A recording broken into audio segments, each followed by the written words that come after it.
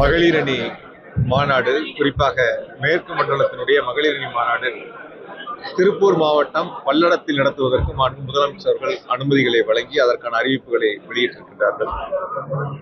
அதற்கான முன்னேற்பாடுகள் குறித்த கூட்டம் இன்று கோவை ஒருங்கிணைந்த மாவட்டத்தினுடைய பகுதி, நகர, ஒன்றிய பேரூர் கழக செயலருடைய ஆலோசனை கூட்டம் மிக சிறப்பாக நடந்து முடிந்திருக்கின்றன. கோவை மாவட்டத்திலிருந்து 10 சட்டமன்ற தொகுதியிலிருந்தும் திருப்பூர் மாவட்டம் பல்லடத்தில் மாண்பு முதலமைச்சர், கழகத்தினுடைய தலைவர் மாண்புமிகு தளபதி அவர்கள் எழுச்சுரையாற்றுகின்ற அந்த சிறப்புமிகு மாநாட்டில் கோவை மாவட்டத்திலிருந்து 50,000 மகளிர் அந்த மாநாட்டில் பங்கு வருவதற்கான ஏற்பாடுகள் குறித்து விரிவாக ஆலோசனை செய்யப்பட்டுள்ளது. வருகின்ற 29ஆம் தேதி நடைபெறுகின்ற அந்த மகளிர் அணி மாநாட்டில் கோவை மாவட்டத்திலிருந்து 50,000 மகளிர் பங்கு பெறுகின்றார்கள் என்பத மகிழ்ச்சியான செய்தி இந்த நேரத்தில் உங்களோடு பகிர்ந்து கொண்டு அதற்கான ஏற்பாடுகளை முன்னெடுத்திருக்கின்றோம். இந்த எஸ்ஐஆர் வாக்காளர் பட்டியலுடைய வரைவு வாக்காளர் பட்டியல் நேற்று வெளியிடப்பட்டது. இன்று அரசியல் கட்சிகளுக்கு வழங்கப்பட்டதில் அந்தந்த பகுதி, நகர, ஒன்றிய பேரூர் கழக செயலகத்தில் அந்த வாக்காளர் பட்டியல் இப்போது நாங்கள் பிரித்து வழங்கி வருகின்றோம். அந்த பட்டியலை பார்த்த பிறகு தகுதியான வாக்காளர்கள் யாரேனும் விடுபட்டிருக்கின்றார்களா, தகுதியில்லாத வாக்காளர்கள் யாரேனும் அந்த வாக்காளர் பட்டியலில் இடம்பெற்றிருக்கிறதா என்பதை பூத்து வாரியாக அதை ஆராய்ந்து ஆய்வு செய்து அதன் பிறகு அதற்கான ஆட்சேபனைகளை சம்பந்தப்பட்ட தேர்தல் அதிகாரிடத்தில் கொடுப்பதற்கான பணிகளை இப்பொழுது நாங்கள் முன்னெடுத்திருக்கின்றோம். அதைத்தான் எங்களுடைய கழகத் தலைவர் அவர்களும் அறிவுறுத்தி இருக்கின்றார்கள். எனவே முதலமைச்சருடைய வழிகாட்டுதலின்படி இந்த வாக்காளர் பட்டியலுக்கான பணிகளையும் இப்பொழுது முன்னெடுத்திருக்கின்றோம். 2 பணிகளுக்காக இப்பொழுது இந்த ஆலோசனை கூட்டம் நடந்து முடிந்திருக்கிறது. கோவை மாவட்டத்தில் 6,50,000 பெரிய அளவிலான வாக்காளர்கள். என்ன காரணம்? அதான் நேற்று பட்டியல் ரிலீஸ் பண்ணாங்க. நீங்க எல்லாம் இருக்கும்போது இன்னைக்குதான் அரசியல் கட்சிகளுக்கு பட்டியலை கொடுத்துக்கிட்டு இருக்காங்க. ஆனால் இப்பவுமே முழுசா இன்னும் 10 தொகுதிகளுக்கான பட்டியல் கொடுக்கல, 8 தான் கொடுத்துருக்காங்க. இந்த பட்டியலை பார்த்த பிறகுதான் தெரியும் யார் யார் வாக்காளர் பட்டியலில் விடுபட்டிருக்கு, ஒரு கால் தகுதியான வாக்காளர் விடுபட்டிருக்கா அல்லது தகுதியற்றவங்க யாரும் சேர்ந்திருக்காங்களா அப்படிங்கிறத பட்டியலை பார்த்த பிறகுதான் அது சம்பந்தமான கருத்துக்களை சொல்ல முடியும். பட்டியல் இப்பொழுது பிரித்து நாங்கள் அந்தந்த BLA 2 கொடுத்து அது சம்பந்தமான ஆய்வு அதை ஆராய்ந்து பார்க்க போறோம். பார்த்த பிறகு முடிவு பண்ணலாம். என்னை பொறுத்த வரைக்கும் அது எப்படி இருக்கும்னு நான் நினைக்கிறேன் அப்படின்னு கேட்டீங்கன்னா, ஒரு இடத்துல குடியிருந்தவங்க இடம் மாறி இருக்கலாம், முகவரி மாற்றம் சம்மந்தப்பட்டவங்க இருக்கலாம், இறந்த வாக்காளர்கள் இருக்கலாம். அது மாதிரி இருக்கக்கூடியவங்க அதிகமா அந்த பட்டியலில் இடம்பெறாம இப்ப நீக்கி இருக்கலாம். அதையும் இப்ப பார்த்தோம்னா தெரிஞ்சிடும். இப்ப இடம்பெயர்ந்தவங்க நிறைய பேர் 5 லட்சம் பேர் இடம்பெயர்ந்து அவங்கள மறுபடியும் உள்ள வாக்காளர் பட்டியலில் சேர்க்கறதுக்கு திமுக என்ன? இல்லை, இப்ப இந்த பட்டியலை பார்த்துட்டு யாரெல்லாம் விடுபட்டிருக்காங்கிறத பார்த்த பிறகு அதுக்கப்புறம் புதிய படிவங்கள் கொடுத்து சேர்ப்பதற்கான முயற்சிகளை நாங்கள் முன்னெடுப்போம். 20% அப்படின்றது ரொம்ப அதிகமான மற்ற மாவட்டங்களை பார்க்கும்போது கோவை மாவட்டத்தினுடைய பத்திரிகையாளர்களுக்கு ஒரு வேண்டுகோள். பொதுவா சட்டமன்ற தேர்தல் 2021 இருக்கட்டும் அல்லது 24 நாடாளுமன்ற தேர்தல் இருக்கட்டும், எவ்வளவு வாக்கு சதவீதம் பதிவாச்சு அப்படிங்கிறது நீங்க கவனத்தில் எடுத்துங்க. இப்போ எவ்வளவு பதிவாயிருந்தா ஏன் மீதி இருக்கக்கூடிய வாக்கு சதவீதம் பதிவாகலை? இப்போ 80% ஆயிருக்குன்னா 20 ஏன் ஆகலை, 75 தான் ஆயிருக்குன்னா 25 ஏன் ஆகலை அப்படிங்கிறத பார்த்தோம்னாலே அதில் இறந்த வாக்காளர் இருக்காங்களா அல்லது முகவரி மாற்றவங்க இருக்காங்களா, ஒரு இடத்துல குடியிருந்துட்டு இன்னொரு இடத்துல போய் அந்த இடத்துல வாக்காளர் பட்டியலை சேர்த்திருக்கும் போது இங்கே ஓட்டு போட வரமாட்டாங்க. அதனால பதிவு சதவீதம் குறைவதற்கான வாய்ப்புகள் இருக்கு. அதனால இப்ப இந்த பட்டியலை பார்த்தோம்னா முழுசா தெரியும் எந்த அளவுக்கு.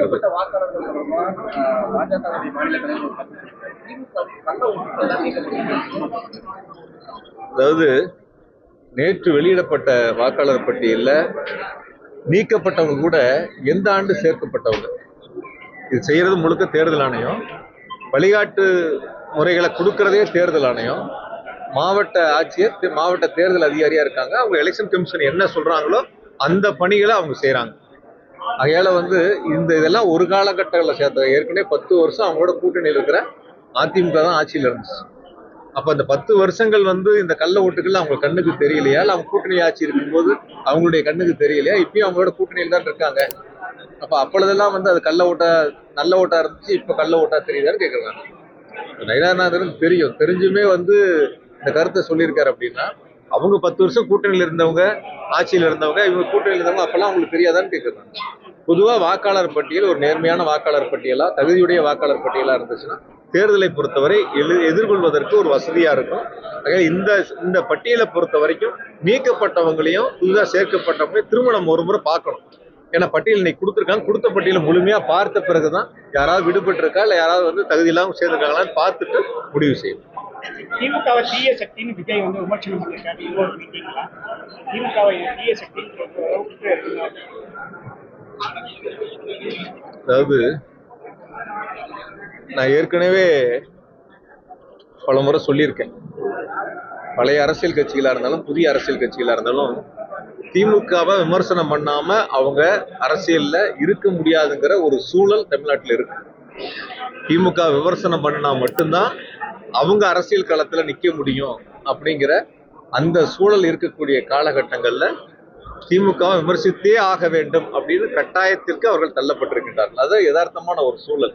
எந்த கட்சியா இருக்கட்டும், நேரடியா பிஜேபியா இருக்கட்டும், அதிமுகவா இருக்கட்டும், இல்ல புதிய கட்சிகளா இருக்கட்டும், யார் எடுத்தாலும் அவங்க சொல்ற ஒரே கருத்து திமுக திமுக திமுக. ஆக மக்களிடத்தில் ஒரு வலுவான இயக்கமாக, ஒரு நல்லரசு நடத்தக்கூடிய ஒரு சிறப்புமிக்க முதலமைச்சராக, இந்தியாவிற்கு வழிகாட்டக்கூடிய ஒரு முதலமைச்சராக மாண்புமிகு தளபதி அவர்கள் நல்ல ஆட்சியை கொடுத்துக்கிட்டு இருக்காங்க. அதனால வந்து யாருடைய விமர்சனங்களை பத்தியும் நாங்க காது கொடுத்து கேட்க வேண்டிய அவசியம் இல்லை. அரசுக்கு நல்ல ஆலோசனையை சொல்லக்கூடிய கருத்துக்களா இருந்தா நிச்சயமா நாங்க அதை காது கொடுத்து கேட்டு அதற்கான பணிகளை செய்வதற்கு முயற்சி எடுப்போம். அதனால அரசியல் சம்பந்தப்பட்ட விமர்சனங்களை வைக்கக்கூடியவர்கள் எந்த கருத்துக்களை சொல்றாங்களோ அது அவங்களுடைய கருத்துக்களா நீங்க எடுத்துட்டு போங்க. எங்களை பொறுத்த வரைக்கும் வந்து எங்க இயக்கங்களை பொறுத்த வரைக்கும் வந்து பேரறிஞர் அண்ணாவா இருக்கட்டும், முத்தமிழர் டாக்டர் கலைஞர் அவர்களா இருக்கட்டும், நம்முடைய மாநில முதலமைச்சர் தளபதி அவர்களா இருக்கட்டும், மக்களுக்கான ஒரு அரசை நடத்திட்டு இருக்கிறாங்க. அதனால யாருடைய விமர்சனங்களையும் நாங்க காது கொடுத்து கேட்க வேண்டிய அவசியம் இல்லை.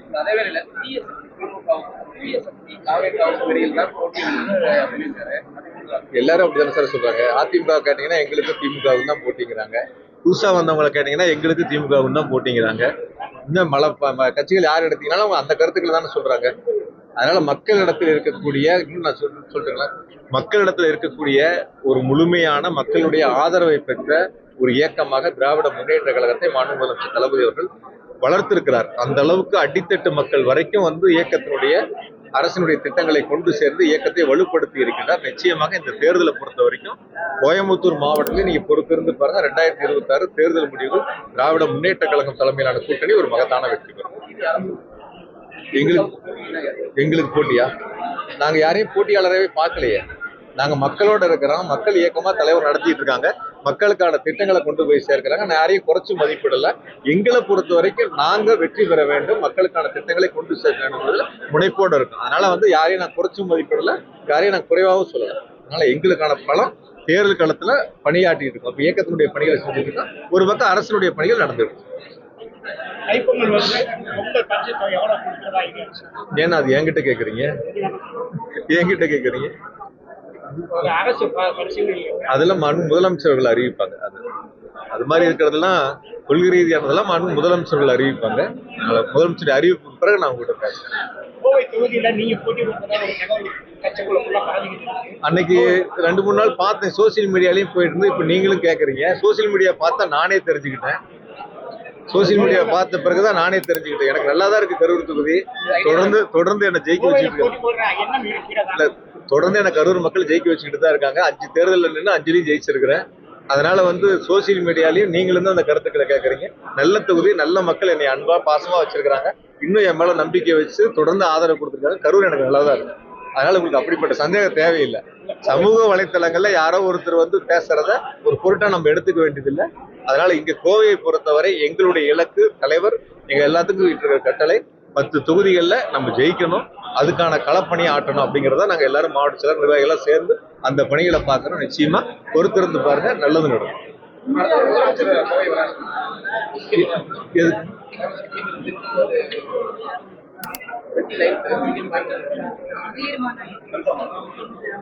இல்ல, அது 29 மகளிர் மாநாட்டுக்கு தான் வர்றாங்க. 29ஆம் தேதி மாலை நடைபெறுகின்ற மகளிர் மாநாடு, திருப்பூர் மாவட்டம் பல்லடத்துல இருக்கிற மாநாட்டுக்கு தான் வர்றாங்க. அதுல கலந்துக்கிட்டு இங்கே எதுவும் நிகழ்ச்சி இல்லை, இங்கே எதுவும் இல்லை. அது ஒன்லி இயக்கம் சார்ந்த நிகழ்ச்சி, அதுல மட்டும் கலந்துக்கிறாங்க. இந்தியாவில் அதிக கடன் வாங்கியது தமிழ்நாடு 4வது முறையாக. உங்களிடம் ஒரு திருப்பி கேள்வியை கேட்கின்றேன். காங்கிரஸ் அரசாங்கம் விட்டு சென்ற பொழுது இந்திய அரசினுடைய கடன் எவ்வளவு, இப்பொழுது பிஜேபி அரசாங்கம் பதவியேற்ற இந்த நாளில் கடன் எவ்வளவு என்பதை நீங்கள் என்னிடத்தில் சொல்லிவிட்டு அந்த கேள்வியை கேளுங்கள். பிஜேபி அரசாங்கம் வாங்கின கடன் எவ்வளவு, இந்த 10-11 வருஷத்துல பிஜேபி அரசாங்கம் வாங்கின கடன் எவ்வளவு கூடி இருக்கு அப்படிங்கிறது நீங்க அதை எடுத்து பார்த்துட்டு இந்த கேள்வியை எங்களிடம் கேளுங்க. நன்றி. இப்போ இளைஞரணி மாநாட்டை பொறுத்தவரை எங்களுடைய துணை முதலமைச்சர் அவர்கள் மிக பிரம்மாண்டமாக ஒரு எழுச்சி மிகு மாநாடாக திருவண்ணாமலையில் மிக எழுச்சியோடு நடைபெற்ற மாநாடு முடிந்திருக்கின்றன. அடுத்த மாநாடு எங்க என்பதை எங்களுடைய இளைஞரணி செயலாளர்கள் அறிவிப்பாங்க. ஏன்னா இப்ப எங்களுக்கு மகளிரணி மாநாடு நடத்துவதற்கான அந்த வாய்ப்பு தலைவர் கொடுத்திருக்காங்க. இளைஞரணி மாநாடு அறிவிப்பு வந்த பிறகுதான் எங்களுக்கு தெரியும் யார் எங்க நடத்துறாங்க, எந்த பகுதியில் நடத்துறாங்க.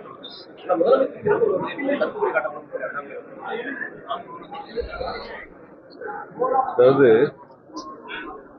திருப்பூர் மாவட்டங்களில் பொதுவா இந்த குப்பை எடுப்பது சம்பந்தமான ஒரு பிரச்சனை ரொம்ப நாள் போயிட்டு இருக்கு.